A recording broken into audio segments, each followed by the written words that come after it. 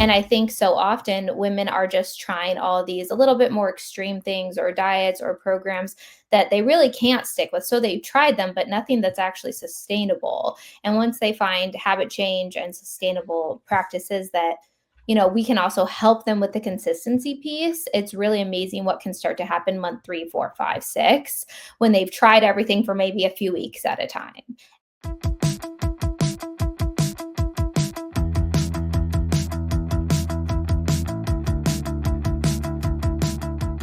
Hey, thanks everybody for tuning in. First Optimal Podcast. So we're here with Chelsey Hallblade from Chelsea Brook Fitness, and really excited for this episode because she really deep dives the nutrition side of things a lot more. So we've had different guests on different topics. Some kind of got into nutrition, but she's going to go a lot deeper on that. She also owns a company known as Slay Squad. Has a lot of really talented coaches on her team. So it's exciting to kind of unpack that and the services they offer. But I think more importantly for the guests out there, just walking away today with some tips, tools, and tricks to help optimize their health and, just make this whole fun journey of the new year and weight loss and all that fun stuff a little bit more manageable for people out there. So thanks so much for joining us. Yes, thank you so much for having me, Joe. I'm excited to be here and to chat about all things women's health. Yeah, and I think you, correct me if I'm wrong, but you are in Arizona, right? Mm-hmm. Yes. And what is the weather like there? It's beautiful. It's so nice. It's like 70 degrees right now. That's our winter. It's just, perfect for walks and cold in the morning, but afternoons it's warm again. So I'm loving it. Do you want to guess what it's like here in Michigan? I know what it's like. I've lived in Minnesota. It's freezing. -10 probably. It was -10 earlier. It's about 2 degrees. And I actually, unfortunately, I'm proud to, or happy to say I'm safe, but I always drive really well in the snow, slush, ice, all that. Somehow just my tire caught the end I was on 75 and caught the wall as I was trying to, I swayed, and then this big gust of wind, and then it just caught. And so, a couple grand worth of repairs later. So good times with the snowy slush and ice. But all right, on to more positive things. Yes. So thanks for joining us. I know we've been doing some different webinars together and talking to people about the transitions, especially for women, through different phases of life, through starting a family, through that midlife stage, through struggles maybe after a traumatic life event or a big change in life. All these things can cause unexplained weight gain, or maybe some patterns of eating that get people kind of not to be at the most optimal health. And so all that being said, I think what would be great for us first is we'll get into your expertise and some of the practical advice, but I think a lot of people always like to know just, how did you get here? How did you get started in this? And share a little bit about your passions and what led you to the amazing team that you have now and all the women that you've been servicing across the US for some time now. Yeah, absolutely. So my background is in the medical field. I'm a registered nurse, and I always thought that was my career path. I thought that's what I'd be doing now. And I worked neuro and the ED. And while I did love it, I definitely always felt like something wasn't clicking in my career, or wasn't, I was definitely burnt out at one point in the ED. It was just it was a hard field, working 12-hour shifts, and my own health oftentimes felt like it was suffering. And I think a lot of healthcare workers can kind of relate to that. And so I just kind of dove into fitness head first when I started my career in the hospital, because I was just working night shift. I wasn't feeling well, and I nipped it in the butt really quick. I was like, I'm young, I'm starting my career. I'm not going to feel like this. I'm not going to be sick all the time, have gut issues, acid reflux at the age of 22. I was like, oh, I'm not doing this. I could see the path that so many nurses were going down. And I'm like, I'm not going to let the stress and lifestyle ruin my health. So I dove into fitness and dove in head first, went kind of extreme, bodybuilding, hired a trainer, just wanted to get abs, have a certain look was kind of my main goal. And then I did end up having some health consequences from going to those extremes and dieting for extended periods of time, which totally changed, I guess, my passion and perspective on health, and really dove into like, what does it actually look like, not just to look good, but to actually like take care of yourself internally and how to feel good. And how do you do both at the same time simultaneously? And as I was kind of going through that journey, I just had so many nurses who were struggling, like nurse friends, coworkers, reaching out to me, asking for help with weight loss, seeing what I was doing and just needing help, and just kind of organically started helping them. I never really imagined it would be my career. That was actually never my intention. Started social media to share about my own personal journey, had people coming to me needing help, and just realized like what a need it was. And it really was just, I mean, I helped people for a very long time for free. Again, never imagining this was a career. Yeah. So that's kind of how it began. Yeah, no, it's always exciting to see, because I can recall it was a little more, I'm gonna date myself, a little more pre social media was kind of newer at the time, but when I competed in like physique sports as a teen, and then people would come to me to help with this and that, and then I'm like, oh, I'm gonna go get this certification. And I'll never forget back then. Now they're all online and digital, but they had like this massive textbook, and you had to like drive to a testing center and take it in person. It was, yeah. But that's, it's very similar, because I often find like most people's journey into this is they have a story, you know, they have something maybe either a friend or family member went through and they were inspired and or encouraged out of that, or you know, their own personal story. And Mm-hmm. I think a lot of people too, I hear this, and I hear it more with women than men, and I don't know if that's just my exposure to the topic, but aggressive dieting, and maybe it's because men are more risk adverse because we don't really think about the risk, not because we're more courageous in that respect. We make worse decisions. That's we're wilder when we're younger and all that good stuff. I think the statistics have proven that out to be pretty clear. But I hear a lot from women where like they got into more of a functional health and more dialing in lifestyle, and how do you stay at this peak health, and what does that look like? Because it doesn't look like what it looked like on stage, for example, or you know, some of the outward appearance is so extreme that it was actually working against the overall health outcomes. So, what was that transition like for you when you were doing the more extreme kind of on the side of things, and trying to like transition to more of a manageable lifestyle now in life with your family and a business and all the other things you like to do? Like, can you walk through just kind of what that transition was like for you? Yes, it was definitely like a journey. It didn't happen overnight. When I started my health journey, like I said, I didn't really know what I was doing. I hired a trainer solely based on like aesthetics. She looked how I was like, okay, she knows what she's doing. Just kind of walked up to her in the gym, asked her what to do. She's like, "Oh, let me help you do a bodybuilding show." I listened, I followed the meal plan, the programming, like if I'm going to do something, I'm going to do it well. That's just my personality. I followed it to a T. Like I did not deviate. And I was left with, I didn't have a cycle for 2 years, which as a young female, not normal, never had that in my life. I was so thin. Like I wish I knew my body fat percentage, but I was 92 pounds. I wish I could show you a picture, but it kind of makes me cringe. Like I don't even really like to look back. And at the time, I just didn't see it. I didn't realize how much my health was not where it needed to be. I was definitely not like super energetic. My sleep was disrupted and I had all kinds of gut issues. And I remember kind of once I finished the bodybuilding stuff, just being like, well, what do I do now? Like this just these issues keep getting worse. Like I don't want to just go back to, I don't want to gain all the weight back in order to correct this. I went kind of down the path of going to doctors to try and help me with my gut, and it was very unhelpful. They didn't really have anything to suggest as far as nutrition or anything to look at besides basically telling me, here, take some laxatives and we could do a colonoscopy. And I knew in my gut, like, I was like, I'm not going to do that. Like, that's not, I knew that wasn't what I needed. I need someone to Right. kind of deep dive a little bit more, look at my diet with me, help me optimize that. And so I ended up just kind of doing it by myself. And it took me so much longer than it should. It took me like 2 years probably to get to a place where I was like, oh, optimal gut health, cycle regularity, energy, like feeling really good. It took me 2 years past that point, just navigating, learning how to eat, how to be normal, while also still like achieving what most women want, like a look that you feel really good and confident in. Like, how do you balance both those things? Like, I think that's something so many women struggle with, is thinking they have to kind of go really extreme to look good, and they do a lot more harm than good in the long run. They can't sustain it as well. And now my focus is, I mean, this was a lot of years ago, maybe 10 years ago.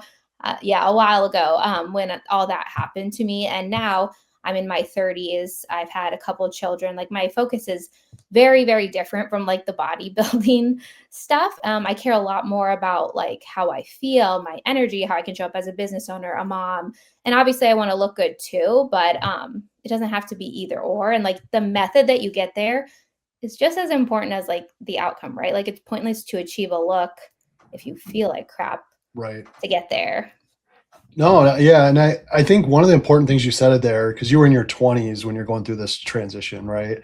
So Mm-hmm. for the audience out there that is struggling, I just like to point this out. That's why I like talking about the journey so much with people, because I think it's probably the same for men too, but with a lot of women that I talk to, you just mentioned you're in your 20s, you're in, superior shape from the general population standards. You have medical training and background in medical, in the Mm-hmm. medical side of things. So you have a lot of knowledge, and yet it still took you 2 years Mm-hmm. to fix cycle irregularities, brain fog, fatigue, the list goes on and on. So I just think to share that with people for encouragement. Certainly there's a way to get there faster if you have the right people guiding you through it. And that's why someone like yourself is great to work with, because you've been there, done that, and went out and got the training and credentialed, and obviously years of experience now helping women for some time. But I see a lot of women are like, oh, that's not for me, or it doesn't work, or yeah, I tried it. It's like, I'll always just say, especially with someone I know, like, I don't want to ever offend anybody and get into an argument, because I'm just trying to be helpful. I'm like, well, what do you mean by try? And sometimes like, well, I did Yeah. it for a month, or I did it for 2 or 3 months. And I'm like, and what'd you do when you said you did for a month? Well, I bought these probiotics, and then I end up buying this shaker thing, and then this fat loss pills. And I'm like, so you didn't really do Mm-hmm. you just like followed Yeah. whatever popped up on your feed and bought it, which I get it. Like, that's the consumer marketplace. It's going to happen.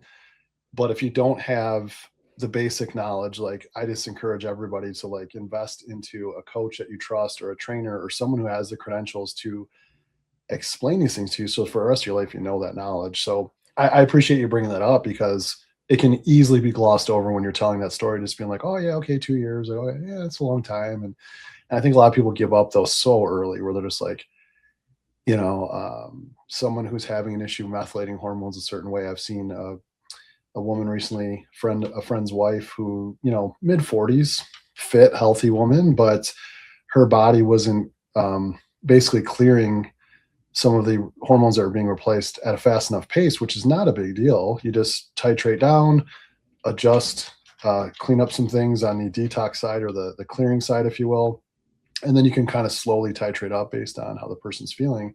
But it was like a freak out, like, oh, this isn't working for me. And it's all that. And it's like, no, no, no. And it wasn't that bad. Like, the side effects, it's not, when I say side effects, everyone like freaks out, like thinks like the commercial, where it's like, you'll have blood come gushing out of your eyeballs if you Mm-hmm. take this, like, not like Yeah. crazy side effects. It was just, she just felt a little off. So I think it's good to hear that someone who's even in the space, I talk about a lot too, where it's like, hey, like, I've been doing this since I can remember, like Mm-hmm. before puberty even hit. Like, I had the Arnold encyclopedia in my basement, lifting weights and whatever. So it's like, and I still struggle, so it's just Mm-hmm. part of the journey. Right. So with that, when you're talking to women and they're coming in to meet with you, like, what are some of the mindset or the theme? Like, is it like confused, lost, hopeless? Is it optimistic? Like, what is it? What is the general feel out there?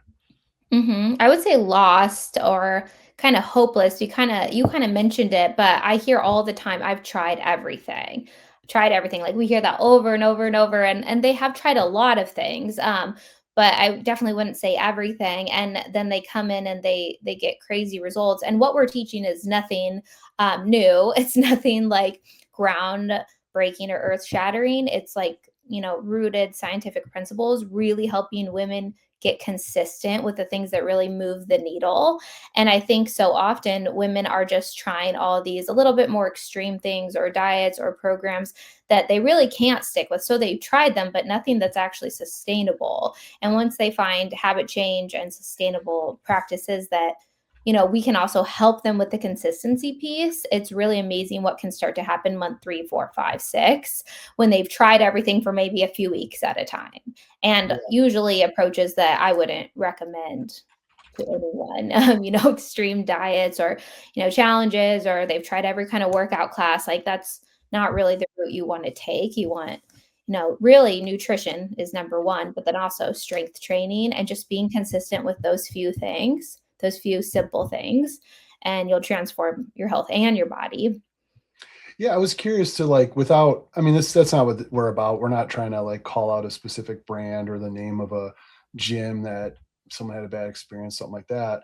But are there any like Mhm. themes of, is it the crash course approach that they've tried when it doesn't fail? Is it a certain how do I put it, a certain grouping of a fill in the blank solution, like probiotic, like weight loss pills? Like what are the themes you're hearing? Because this changes from time to time based on trends and such. I'm just curious, like what you're saying that really just isn't generally working for women out there. It's again, it's better than nothing. So I think that's important for people listening in is if you're doing, you know, some kind of challenge or high intensity thing, or it's a little more aggressive than maybe what would be best or ideal long term, it's still better than sitting on a couch, right? So I think Mhm.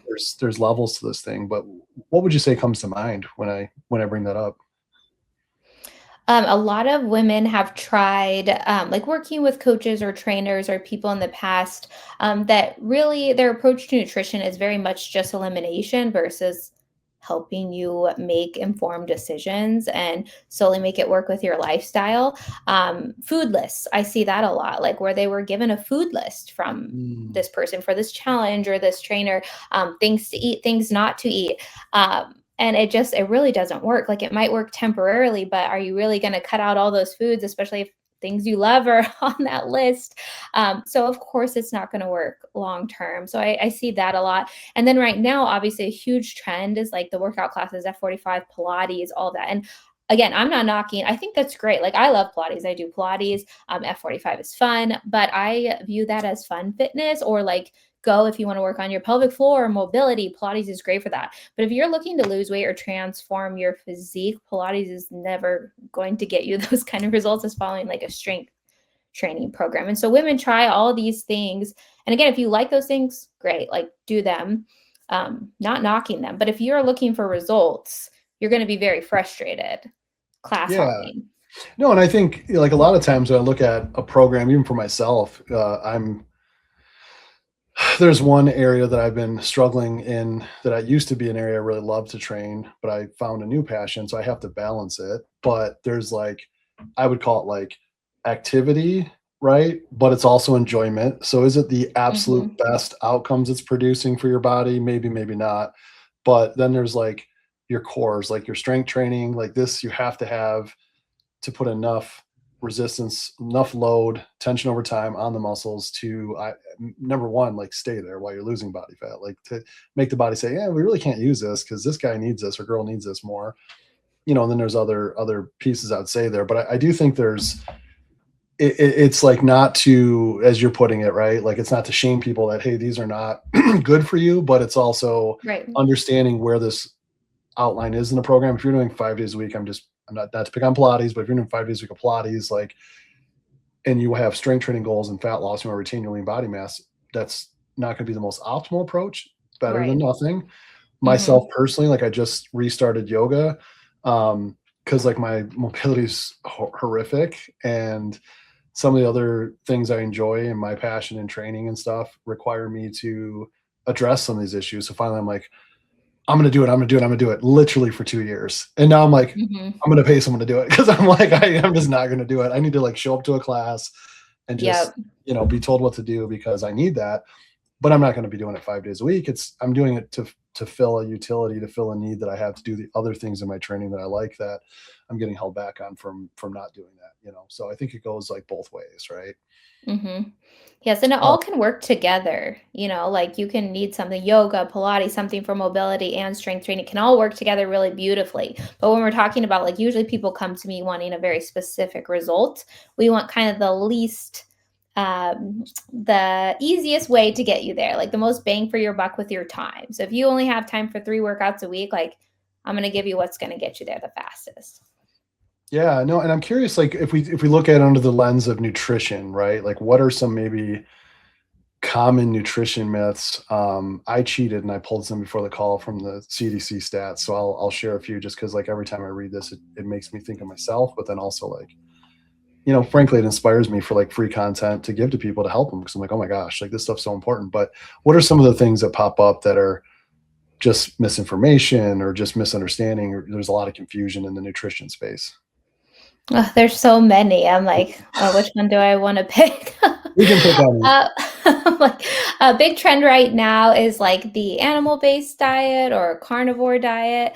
And then on the opposite side, like right before that, you had more like vegan, like almost the opposite, right? So you see these trends like cut out all meat, never eat meat. And then the opposite, like eat nothing but meat. And I'm seeing a lot of that too. And it's just like one extreme or the other. And my approach is very more like middle ground. It's good to eat vegetables. It's good to eat meat. You really, if you cut out a whole food group, you're going to do more harm than good. So, beware of those extremes. Anything too extreme, I kind of like, you should have a little like red flag go off. Like, is that really just a trend or is this like something that's actually worth listening to? Another thing is just women think they need to eat 1,200 calories. That's very, very common and that they can't lose weight unless they're at 1,000 to 1,200 calories. I would not say a woman never needs to eat 1,200 calories. Like we're talking very, very petite, but very, very small petite woman, very small amount of the population. Most women do not need to eat that low, even for weight loss. Mm, Definitely not for maintenance. And I see that all the time that women think they need to be there for weight loss, but then also maintenance. And I think sometimes there's just a misunderstanding of even how to maintain weight yeah. loss. How to get there, number one, they struggle with, but then how to maintain it once they get there. And I always like to encourage my girls that maintenance can feel very easy. If you do this correctly, maintenance is easy. The weight loss phase can be hard, but maintenance should be a breeze because you get to eat a lot more than what you could in the dieting phase. And I think so many women misunderstand that. I see it all the time. I know I've felt that way in the past, like, oh, you have to eat this way and then you have to stay that low Yeah. forever. And that's part of why you feel like you can't do this. You think you have to eat that low forever. It probably doesn't need to be 1,200 calories and you don't need to stay there forever. Would you ever rotate that? Like I know in like the physique sports, they would call it like a refeed or something like that. Do you kind of do that for general population or perhaps, hey, your activity level is really high this day, we can go higher and these days are lower? Like, how do you approach that from that standpoint? I know I'm getting a little ahead of the topics, but Yeah. No, it's a great question. Like refeed days, I don't think are really necessary unless we're talking like someone very elite, someone maybe like bodybuilder, someone in the like deep stages of dieting, like you're really lean, you're going for a really intense aesthetic goal. You might need a refeed, and that might it helps you mentally, I think, more than anything. right. Just that break.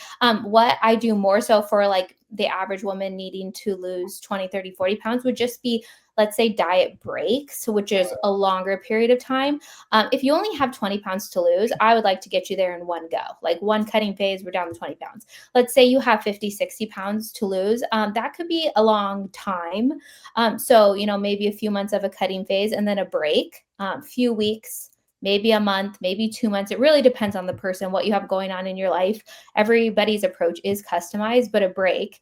And that break is not a free for all. It's not where you go back to, binge eating or whatever you struggled with in the past. We're not going to overeat. We're not going to gain anything back. We're going to eat at maintenance for a period of time, give your body, your mind that kind of break. And then we're going to go again to achieve the rest of the weight loss. So more so, I would say diet breaks is what I do with the average person trying to lose weight. Refeeds and all that would be more like an athlete, more like people trying to bodybuild, really like next level type of people. I don't work with too many of those, to be honest.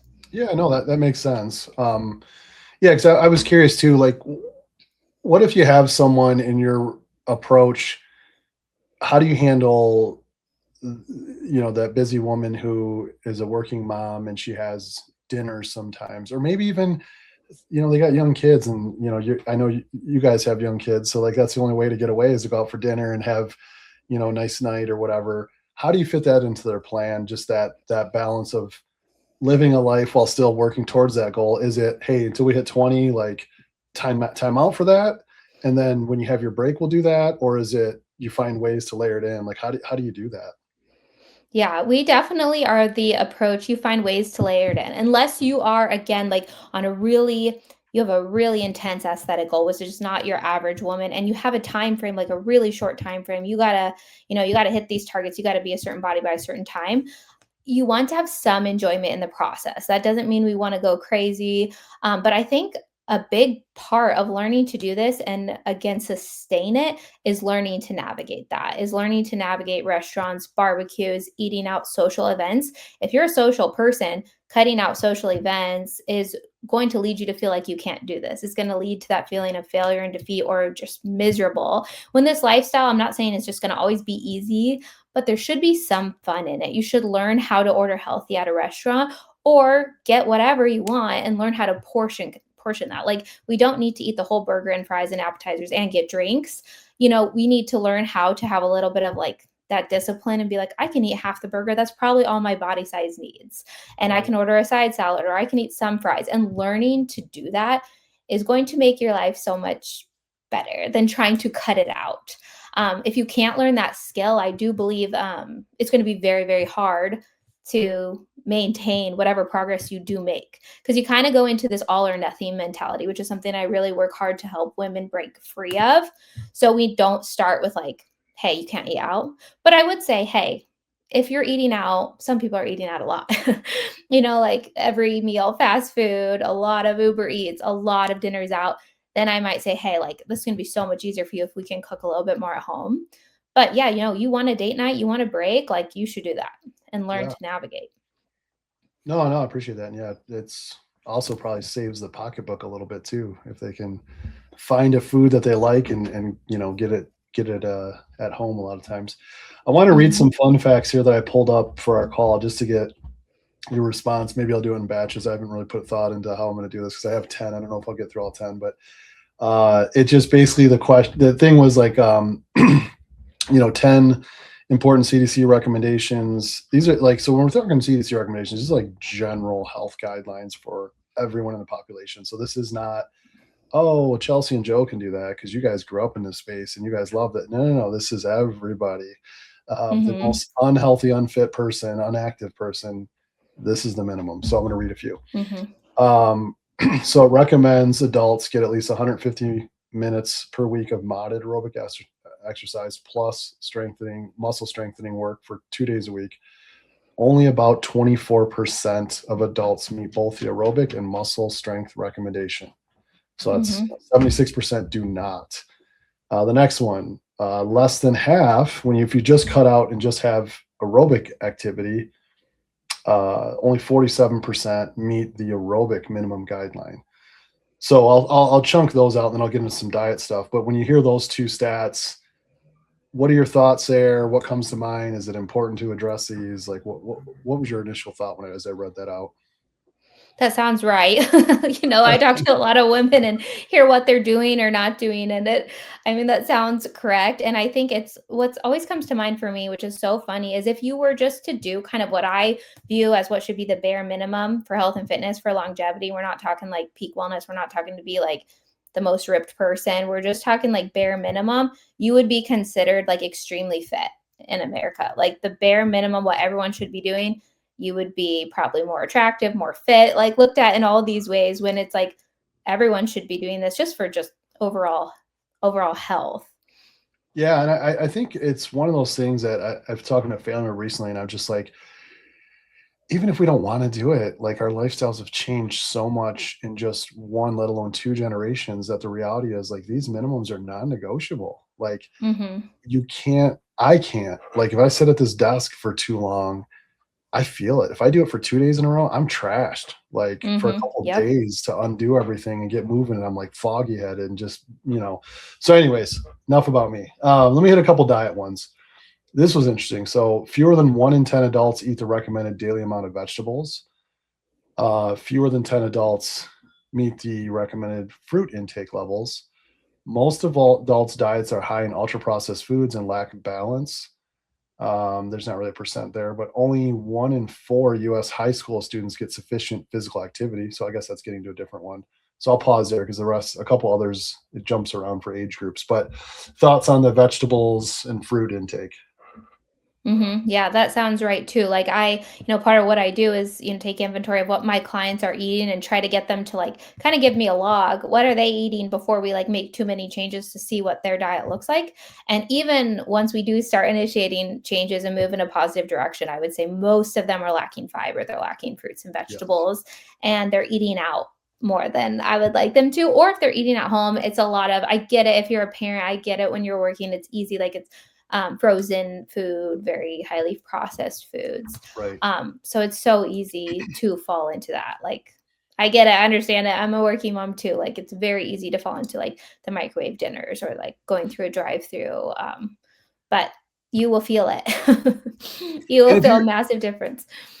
if you were to pick like, you can pick more than one, but if you were to pick one thing for people to let it rest in their mind about highly processed foods, like what is the one thing that you see or read or studied that says like, hey, this is a problem and you really need to minimize or eliminate this? Like what would be the what's like, if I'm just that person saying what's wrong with it, like so I want to have some cookies or whatever, like what Mhm. would you say would be your response to that?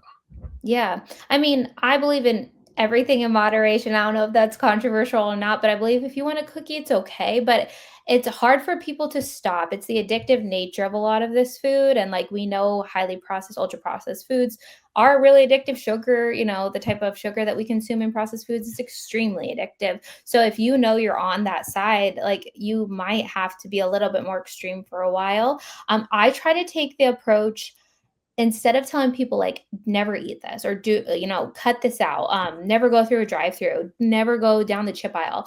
I take the approach of what do you need to eat more of, how can we change this meal to incorporate a little more fruits and veggies. If you are focused on like how do you hit your water, your protein, your fiber, and all these things that you need in your diet, like there won't be a lot of room. You'll be full, like there won't be a ton of room for the junk. Your cravings will go down. So I find mentally for most of us, the elimination diet might make you fixate on it all the more. So by focusing on what do we need to add into our diet, that mindset shift can help so much. And Um, yeah, go ahead. no, yeah, I am not saying fast food's good or ultra processed food is good. I want to minimize that in my own life, but I don't like to demonize it or fixate on it too much because I feel like it makes people crave it more. I'm like, okay, what do we need more of? How can we add more of this into your diet? And a lot of times you realize the cravings go down when you hit, like, women are not consuming enough protein, they're not consuming enough fiber, they're not really nourishing their body, so they have cravings because you're not well fueled, you're not well nourished, you're hungry even if you're like getting a lot of calories. I notice when I don't eat enough protein, I'm way more snacky. I'm way more like likely to grab the ultra processed food or tempted by that. Versus when I'm really full and satiated with protein and fiber, like my cravings are so minimal. So that's the approach I try to take with most of my clients. Well, and I think you're spot on because the majority of the population, like I struggled early in my career as a fitness professional, even though I was really like hyper passionate and went through a bunch of training and certifications and formal education in college and all this. But I was hardwired. I used to call it robot mode, where I would compete in like physique sports, whatever. And I remember a guy asked me one time, he was like, "Oh, well, like how often did you cheat when you did that?" I said, "Cheat? Yeah." And I was like, Hmm. "I didn't." He's like, "What do you mean you didn't?" I was like, "Well, it wasn't on the plan. So unless it was planned, I didn't do it." And he's like, "Yeah, that's not normal, Joe." Like, so I had to realize because the old analogy was like, are you a chef or a cook, like in your diet approach? And Hmm. meaning like the chef is like, you measure this, measure this, measure this, measure this. It's very precise. And that's what you like. And you need that type of guidance. So then other people is like, hey, food groups and general concepts and philosophies to get them eating in that way. And then I think there's like a third way that, and I'm glad you said it because as I was looking at some of the stats and talking to mainly family members, I don't coach um, anybody, and so I can't give any like hard results like you could, or your team could. But it was just like, hey, you know what? I was just listening to some of the women, like, and family members and stuff, and I'm like, you seem really stressed about like cutting this out and cutting out. I'm like, why don't you just focus on hitting a protein target ramp up to your protein target for 4 weeks? Like if you're at 80 grams a day roughly and you need to get to 150, I'm just making these numbers up, right? Ramp up there for 4 weeks.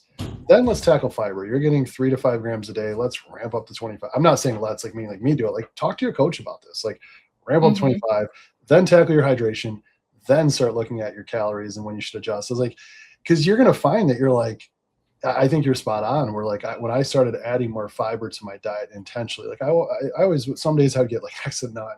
I didn't realize it until I started looking at it. And then other days I'd be still low, but decent. And then when I started just hitting the minimum, I'm like, oh my gosh, like I had a hard time getting my protein intake in because just hitting that minimum. And then when I would hit both, like, yeah, you're spot on. Like no cravings, there'd be just yummy, smelly food, junk, holiday cookies, the whole nine, amazing stuff. And it was just like, yeah, I'm good because I was just so full.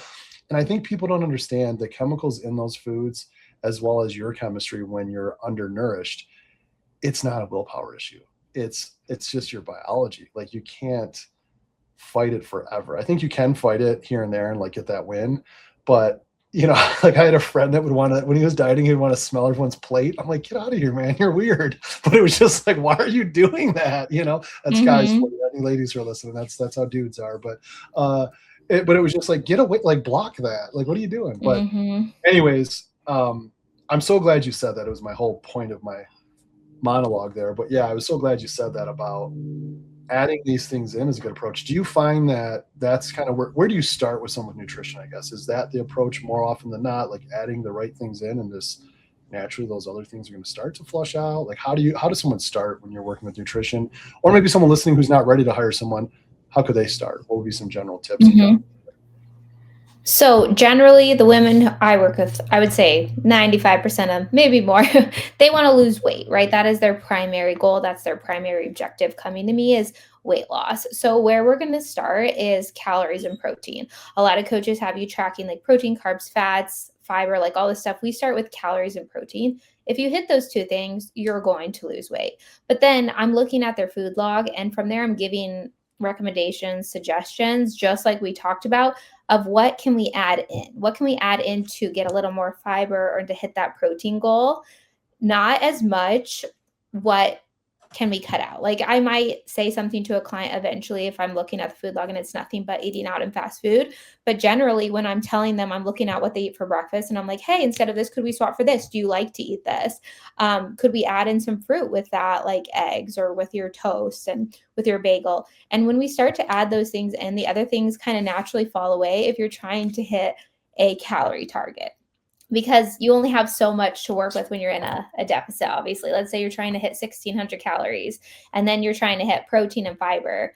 Well, if you eat a ton of junk food, it's going to be very hard. You're not going to hit those targets. So when my clients just learn to do that, I find that junk food eating out is going to naturally kind of decrease and fall away without me ever having to say, don't go through the drive-through, don't do this. And then it's kind of, I don't want to say their idea, but they're kind of like figuring it out on their own by me giving recommendations of what we need more of, what we need to hit, versus what to cut out. Because again, I think women are so used to that. They've done that. That's what they come to me. They've done that. They've done the elimination diets. They've done the food list. They've done all that. And they've never had long-term success. Maybe they lost the weight, but they gained it back in the courtesy 10 to 20, which happens when you do these extreme diets. And every time they do it, they're just a little bit heavier. Like you have to learn to navigate this food landscape and our environment with what you're currently doing.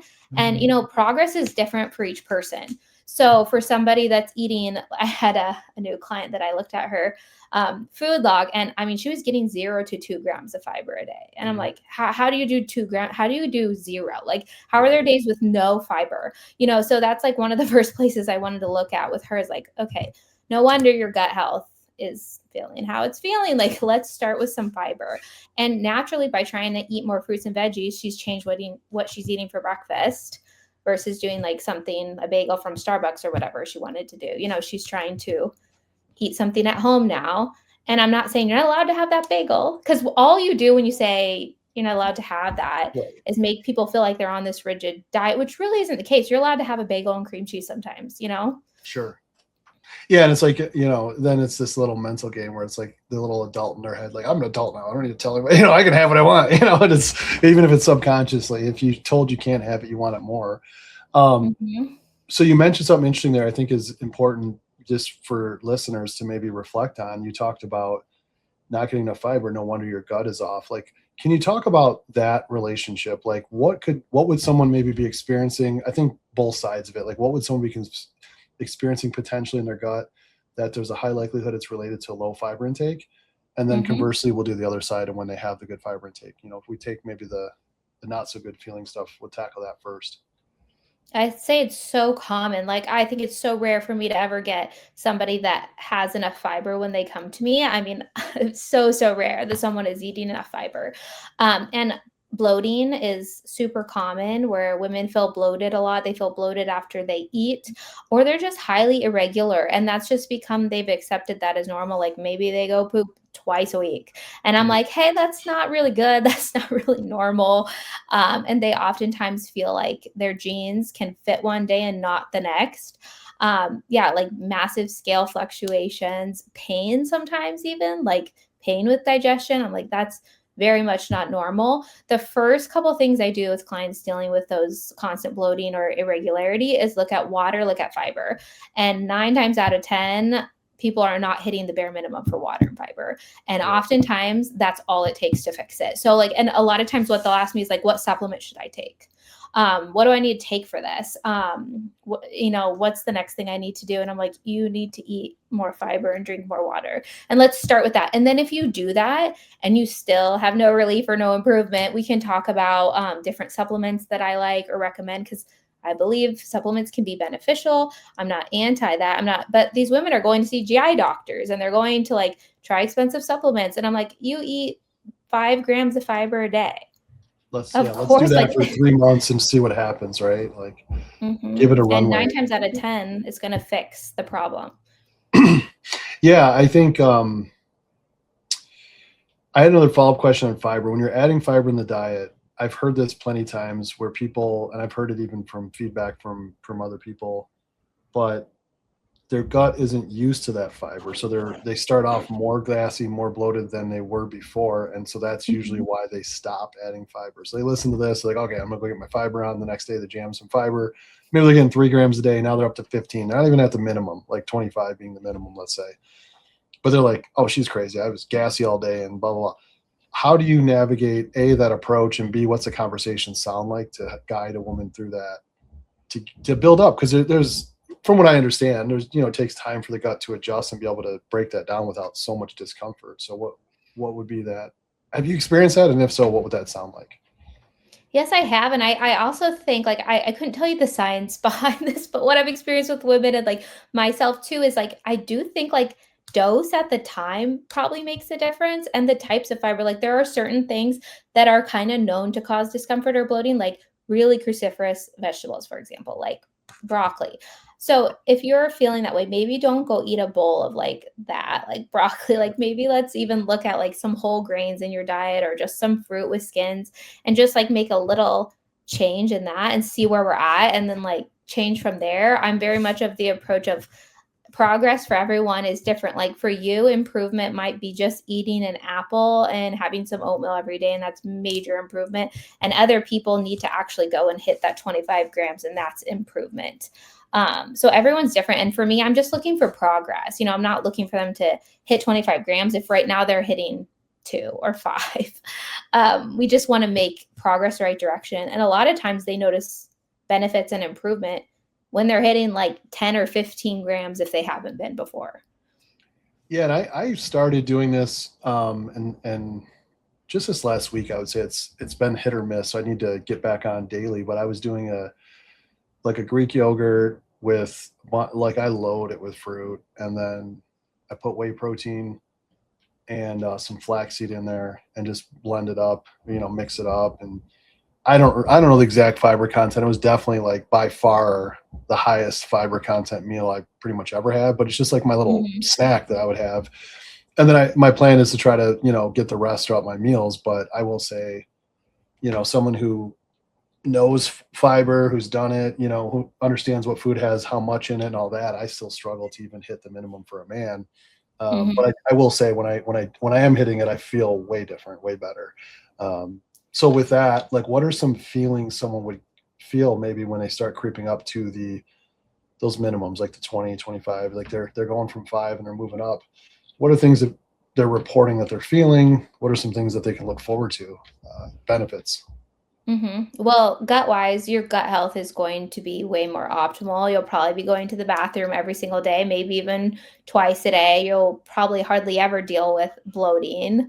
But you'll also, like, on the weight loss side and just overall health, like, you're going to feel more full and Yeah. you're going to be making like better food choices because you're not hungry and craving things.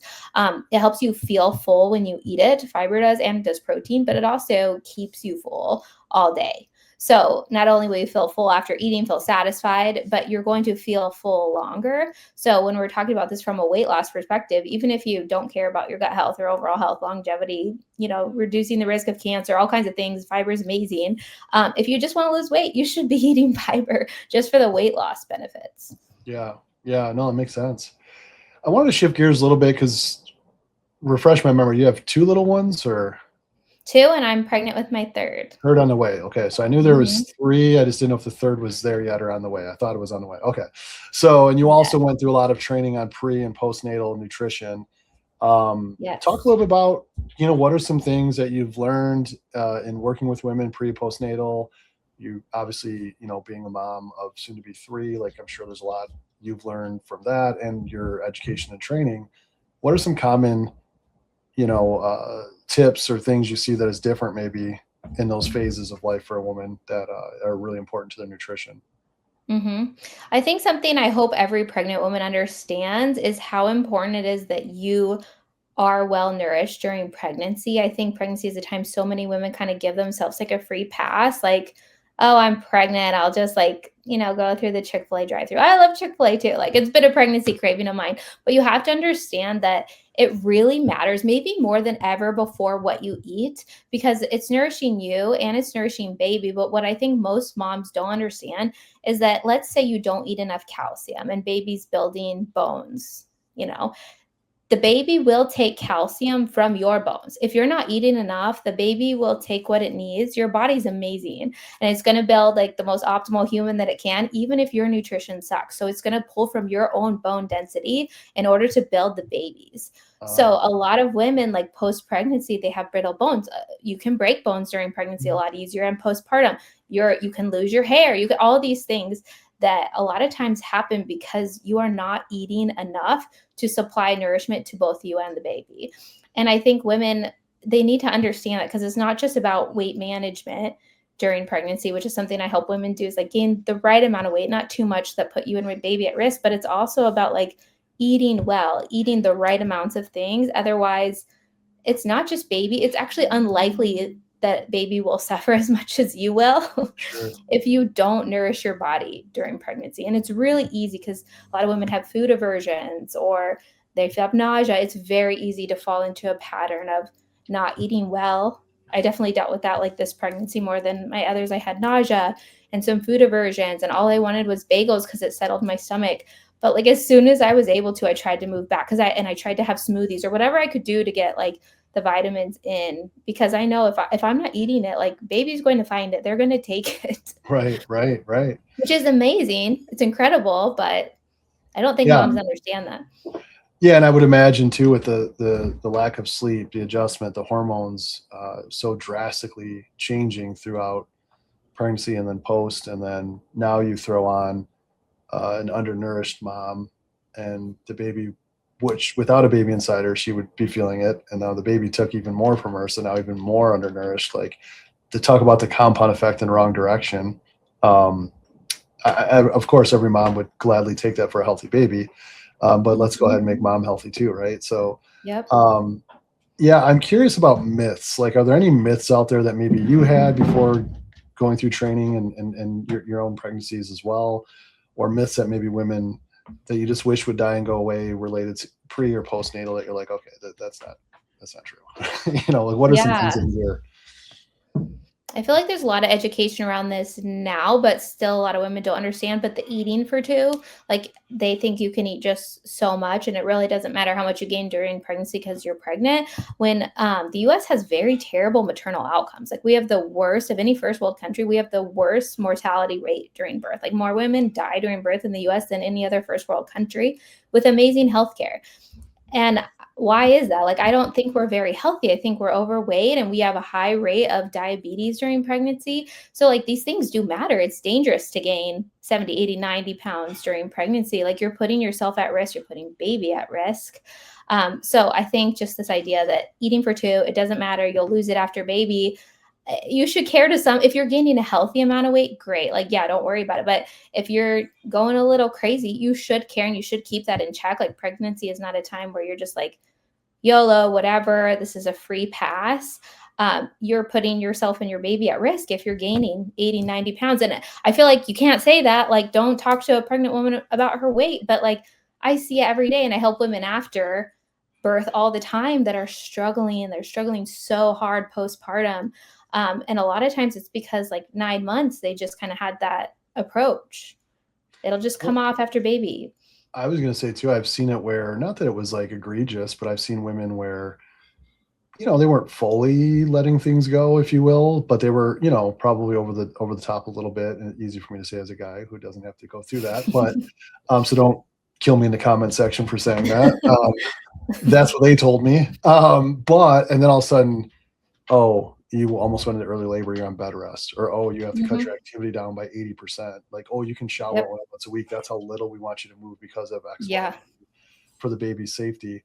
And now that make up a number, 30, 40 pounds, that was a little bit on the higher end based on where you were, but reasonable, turned into 90 because now you're bedridden for the last 4 months, 3 months, whatever the time frame. I just think we dealt with some restrictions, and I think it was a challenge, but luckily there was more activity before that was in place. But it was still very hard, not only mentally but physically, very, very hard. And I can only imagine if someone's like already kind of over the level of like healthy weight gain, if you will, if that's a fair way to say it, and then they have some kind of diagnosis of like, you can't move at all, and it's like, what are you going to do? Your activity level is just smoked. I mean, you got to do what you have to do to take care of your child. And you're very likely to get high blood pressure, when you're pregnant, if you're gaining too much weight, which is very dangerous. It's very dangerous to you and baby. And so it's not just that, like, I care about like, oh, you don't want to be fat when you're pregnant. That's not what I'm saying. I'm saying it's a health risk. Right. And we can't just act like it's just an aesthetic thing. Like it's not just about the weight loss. It's about like your health and baby's health. There's so much changing so fast. And yes, weight gain's an important part of that, but like there are healthy amounts. And another thing I don't think women understand is they take like 15 to 40 pounds is the recommended weight gain during pregnancy. They take that to be okay, like, oh, up to 40 pounds. But if you're overweight to begin with, your recommendation is on the smaller end of that. It's like the 15 to 20 pounds. If you're obese, you should only gain 15 pounds. If you're thin, lean, underweight, you're going to be closer to that 30 to 40. And again, these are somewhat flexible numbers. I don't take it as Bible or anything. But if you're overweight to begin with and struggling already with food, and then you're gaining 40, 50 pounds on top of that, that's when you're way more likely to have a more difficult pregnancy, put yourself and baby at risk, but also a harder time postpartum. Oh yeah.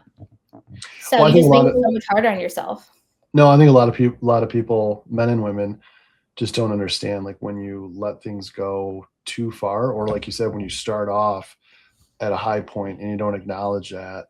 It's not about body shaming and this and that. It's just more about health.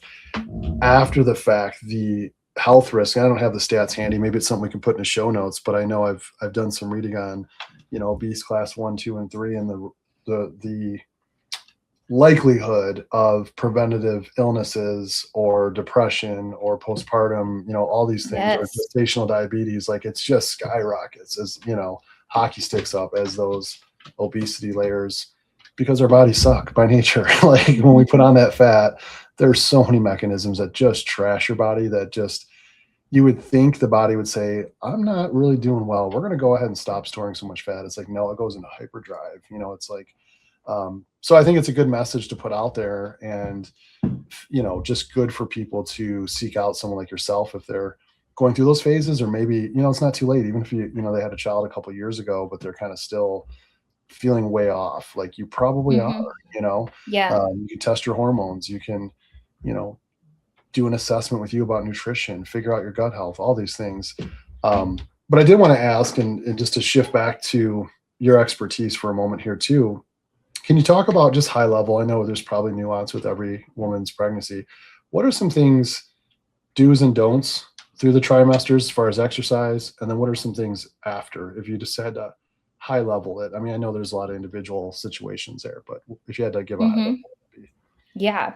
No, I love that question. It's something that I really love diving into and I love helping women with. And obviously, I'm going through it right now. So it's something that I love talking about. But first trimester, exercise wise, really nothing needs to change. As long as you were exercising pre baby, you can continue to do whatever you were doing pre baby. As long as, your doctor says you're good to go, you can weight train, you can deadlift, you can squat, I encourage you to keep doing everything you were doing, even if you weren't. I think this is another myth. If you weren't training pre pregnancy, definitely don't start when you're pregnant. No, labor is actually something you want to be really strong for. Like you want to be prepared. You can start, but just safely, just very, very light, maybe even body weight. But you can start. You can work out while you're pregnant. It's important that you do.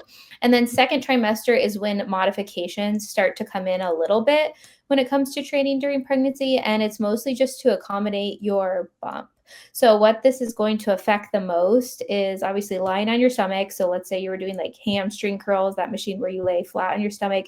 You don't want to do that. You just want to avoid anything lying on your stomach, but also core work. So most people, when they think of training the core, they think of training like your traditional ab muscles, right? The rectus abdominis. Those are like the ones right in the front, the six pack that people want to build. When you're pregnant, you can't really train that because you can't crunch or do sit-ups as soon as you start to get like a big bump. And that's because you risk your abs separating and having that big separation, that big gap. The diastasis recti, and you don't want to get really severe. You might have a little bit that you can't help, but you don't want to like really separate those muscles. And crunching and doing things like that, traditional leg lifts, that can all cause that separation to worsen. And you should just start to be in tune and listen to your body, because I believe you will feel it. Like if I were to try to do leg lifts when my belly's big, I will feel a pulling in my abs. And if you feel a pulling sensation, your body's saying like, hey, like you shouldn't be pulling or tearing anything when you're moving. So if you feel that, it's a good sign to stop. So you really have to modify how you do your core training the second and third trimester as you get a belly. You're going to start to train the muscle that wraps around your core, the corset type of muscle. It's called the transverse abs. And if you learn to train that, that's what's actually going to help stabilize your spine and help limit back pain and help keep your core and everything together, which is going to help so much during pregnancy. And if you can learn to train your pelvic floor and your core, that's something I focus heavily on with my pregnant clients, you're going to have a really easy time pushing and you're going to have a better recovery. And I think women don't understand how beneficial that is and how important it is that you have a strong pelvic floor. Prevents all kinds of problems, helps so much with recovery postpartum. And then one thing that I didn't understand actually till I went through like my pre and postnatal certification is they kind of tell you like don't exercise, right? Like don't do anything till you see your OB. And then that's usually like 6 weeks. But there's a lot you can do safely almost immediately postpartum. I'm not saying to go run, you shouldn't, but like you should do some walking and you should do some pelvic floor therapy like day one. And it's just breathing exercises and that helps with healing. And I just didn't know that. I never thought about it. I thought like, oh, you got to be safe, don't do anything. But once I understood that, I feel like it helped so much with recovery. Yeah, no, that's interesting to hear that too, because you hear so many mixtures, like you said, to be off for 6 weeks, but if there is some safe stuff to layer in there, again, going back to what I said earlier, it's better than sitting on a couch, right? Like it'll help you recover faster. Plus, just the natural things in the body under that good stress, like just a little bit, and how it'll help with all the positive feeling hormones, all of the neurotransmitters and things of that nature that are popping off, and trying to get back to some regular flow over that time. I did have one other follow-up question too. And is there still restrictions relative to like isometric holds? Like I know for transverse training, a lot of people will do like different planks and things. And if I recall correctly, I'm dating myself, this is a while back, but it could elevate the baby's heart rate and or blood pressure from like being restricted. Is that something that's a concern where, you know, isometric or long time under tension, or, you know, is there any guidance there? I'm not familiar with that from just like holding a hard position. I know planks in general, like a standard plank, you actually is one exercise you should Tension? avoid Oh, for should your avoid. lower back. Okay. Yes, because you have all that weight in the front.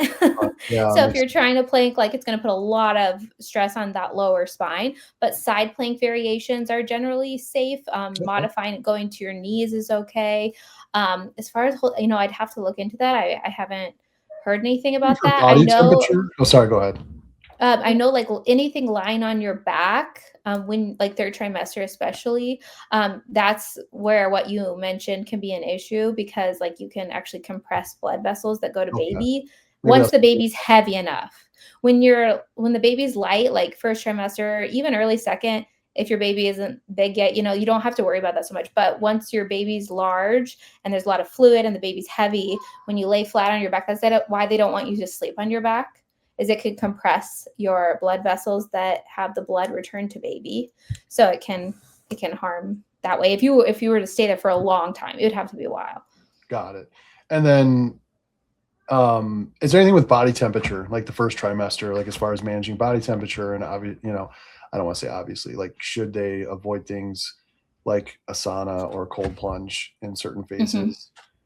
So I guess all Yes. of Hot baths, and I love hot baths, but hot baths and hot tubs, saunas, anything that's really gonna even, like, really intense workouts. I don't think any pregnant moms typically are doing, like, these super, super intense where they're just, like, sweating profusely and super, super hot, but anything like that, especially first trimester, I believe weeks 3 to 6 are, like, the most sensitive where baby's, like, spinal cord is being developed, and it can be really devastating if you were to overheat, and that's why they're really, you know, particular, like no hot baths, no hot tubs during that phase because the spinal cord cannot develop properly or the brain, and obviously that's devastating. But what was scary to me about understanding that, I'm like week 3, like you don't even know you're pregnant week 3. oh You yeah, know, so you know, the week 3 to 6 is very sensitive for overheating. So there are things to be cautious of, especially early on. You're a little bit more sensitive to temperature. oh, makes sense. Well, I appreciate you coming on. I wanted to, before we completely wrap, I wanted to go through a few of your socials here. And for the audience out there that's listening on audio, we'll have this in the show notes. But I just want to kind of take people through your site and some of your accounts. So as we mentioned, Chelsea Brook Fitness on Instagram, and you have all Yes. your highlights here and just some breakdown of how people can work from you. You know, I know you have coaches on your team, like Yes. one-on-one coaching you do. How many different people are in your one-on-one coaching program, or different Uh, coaches do you have? Coaches, myself plus 3 others, so Okay. 4 total. Yeah, and you have your app, and we'll go to the site as well. But can you tell everybody just a little bit about your app that you have?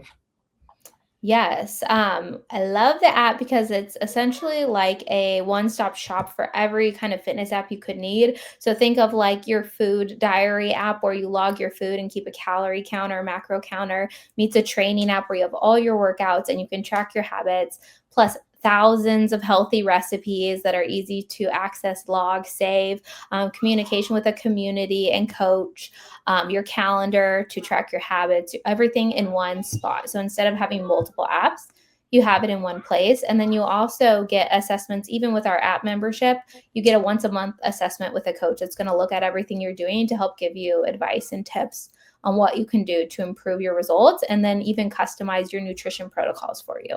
Nice, and you get to try it out for 7 days for free, which is, you know, get to get in there. And then for Yes. those again listening on audio, the Slay Squad, so the and then underscore Slay Squad on Instagram. So this is your coaching platform, and Yes. so just for the group out there too, you'll see some of your different coaches, different specialties, and what they do. And then we have Yes. your website as a whole. So just looking at some of your team here, um, so you're doing a fair amount of one-on-one as well, it looks like. And then can you talk a little bit about, you know, the different coaches you have and kind of what they bring to the table for you? And do they have different backgrounds, or what does that look like? Yes, we all have, some similarities and some differences with who we help and what we do. Three out of the four of us are pregnant right now, and we're all pre and postnatal certified. So that's really fun to kind of have that. And we have a lot of women like in this phase of life in our community, obviously. Also, three out of four of us are medical professionals. Myself and Alex are nurses, and Lindsay is a former respiratory therapist, but now she's full time with me in the business. And so we just all have something different. Kayla is my main like mom coach. She does primarily pregnancy, postpartum, helping all of those moms get in shape after kids. Myself and Lindsay help a lot of moms, but also a ton of healthcare workers. We've been in the hospital ourselves, so we help a lot of nurses lose weight, and kind of having that group of healthcare workers together is really nice. Lindsay's also really great at helping women in their 40s and 50s. She's just been excellent with that, helping women navigate that season. And then Alex, she is my Fit Over 40 coach. So she's in her 40s herself. She got in the best shape of her life after 3 kids in her 40s. So she's kind of like the example of define what everyone says happens to your health. So we love having her. And she also does bodybuilding. So anybody that wants to compete, we now have competitors that she coaches. That's different than the rest of us three. And she's also just got certified in helping women with hormonal issues too, which goes well with what you guys do. So she's kind of leaning into that as well. I think just because of her age demographic being in the 40s and 50s. Yeah, no, that's awesome. And for those, so I apologize to make people dizzy because I was scrolling maybe fast because there's so many before and after testimonials. Like this looks like a fake one. Is that 60 pounds you said? It's so funny if you go up that picture there, the side by side, because one's a mirror selfie. You know how it's like opposite when you take a picture on the phone. So she like one side shows her tattoos and one doesn't. I had posted that on my Instagram and people are like accused me of using fake photos.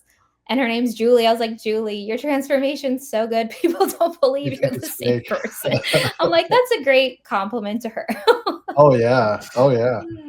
No, and there's a ton on there, which is, great to see. Cause I think it's it can be, there's a lot of people out there offering services and such. So I think, people should spend time, listen to podcasts, check out your content, look at the before and afters, look at the testimonials, really say like, hey, do these people resonate with me? Like, yeah, I mean, you got a bunch in here. Like, I don't even want to, I'm getting squirrel. Like I keep bouncing around, but like, hold on, let me pull this one up. And I'm not halfway done going through ours to get them on the website. It's been so much work. We've helped so many, I think it's over 1,500 to 2,000 women now, just insane transformations. And what I love about it is like the community is just so supportive. So we have people that are like, lean to begin with that just really want that peak next level. They just want to be like their hottest in their 40s or they want to compete. And then we have people that are very overweight, just starting a lot like that. So like you can find a lot of women to connect with in your exact same stage. But we're all just there to support each other with almost everyone with the goal of weight loss. So just being in that community is huge. Everyone has the same objective and the same struggles. Sure. Well, and you guys do, and just as we wrap here, one more thing I want to make sure we shout out, because how often do you do the group calls with your clients?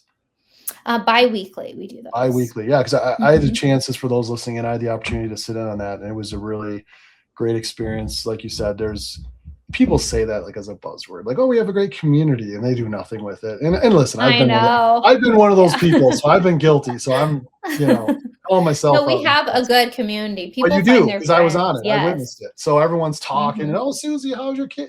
And then it's all right. Let's talk about struggles. Oh my gosh, I'm struggling with that too. And oh, Chelsey, yeah, great. I'm so glad you brought that up. And they're all talking on, a group call. And I'll be honest, like there's a lot of things that were going off in my head, like for what we do. Just I think there's opportunities that we can do more of that for from the community aspect. So I think it was great to experience that and appreciated the invite. But yeah, as always, thanks for joining us and sharing all this knowledge. It's a pleasure to have you on. And for anybody out there listening, be sure to do all the fun social media stuff like comments, share, and subscribe so that you know when the next episode is released. But also, if you have any questions, shoot them our way.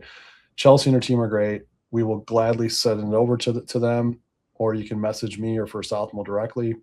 We'll get you their contact info, because if there's something that we talked about today that interests you and you want more information, we're happy to hand that off, point you in the right direction to get some good help. So we've met with their team on multiple occasions. Obviously, we try to vet every guest before they come on, so we know that they're the real deal. So definitely you guys can trust them.